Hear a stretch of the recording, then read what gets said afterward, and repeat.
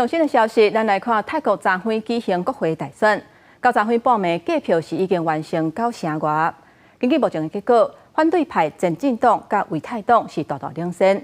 也那现任总理帕拉育所属的团结建国党，目前是暂时排第5。也那前进党总理候选人皮塔冒出来向选民表达感谢。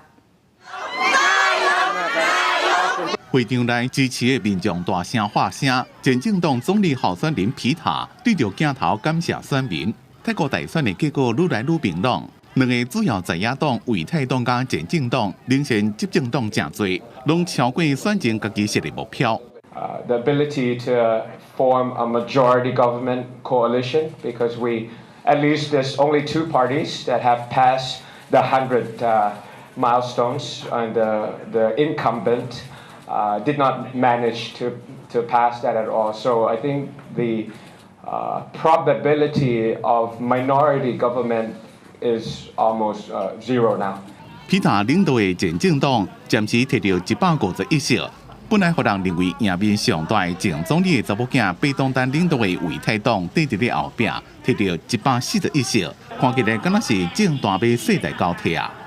But right now we expect like the first or the second place, so anyone can win, so they can set the government. 现任总理帕拉育所属的团结建国党摕到37席，暂时排第5。帕拉育伫知影目前暂时的选举结果时阵，对着镜头拢袂讲话。虽然新总理产生的方式对军方有利，反对党就算是赢，也无一定会当顺利执政。不过，和帕拉育连任有正大的挑战。